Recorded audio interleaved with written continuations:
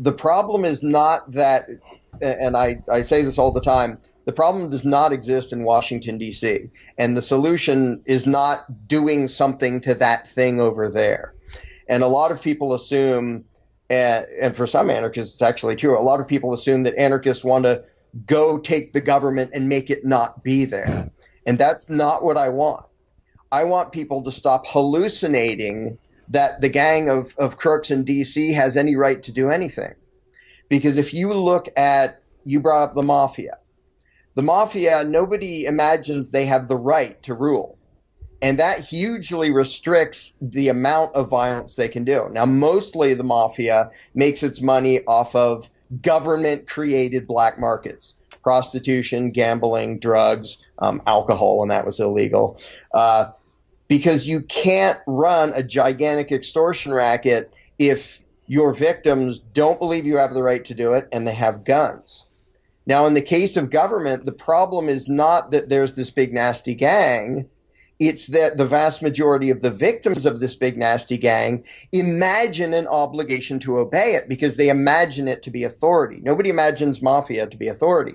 They're big, they're scary, they have the ability to hurt people, the ability to scare people and take your stuff, but nobody thinks it's righteous and legitimate. Nobody calls them government. The problem with government is it's not an organizational tool. It is by definition an entity that is imagined to have the right to do things that mortals don't have the right to do, such as steal, and they call it taxation, such as initiating violence, and they call it law enforcement, such as committing murder, and they call it national defense. The problem is not that there's this gang over there and we need to fix that. The problem is that people are imagining the gang to have the right to do things that human beings don't have the right to do, such as initiate violence. And I would use the example when people say, oh my gosh, if there wasn't a government, some other big gang would spring up and beat us up.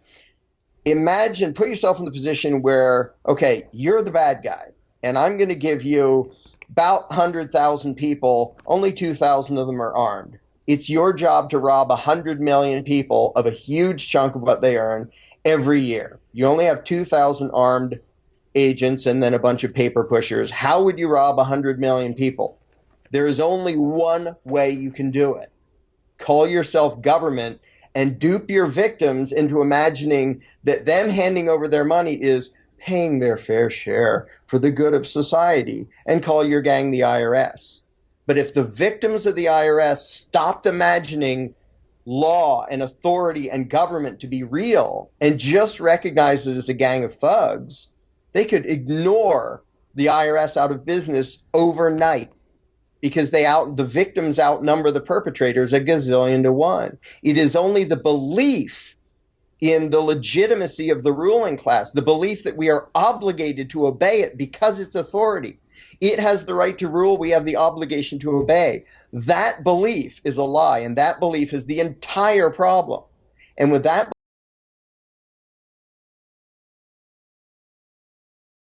thing to government, you don't have to go abolish it. You don't have to go vote it out. You don't have to have a revolution. The people simply ignore it. And we could, because we outnumber it and we outgun it by a huge margin. But most of the victims imagine an obligation to obey the gang of crooks in DC. When that changes, the world changes. Until then, revolutions don't do any good. You knock it over, we'll put up another one, because as long as people still believe that government can be legitimate, they'll bicker over who should sit on the throne and what kind of throne it should be, parliament or a Congress or a king or whatever.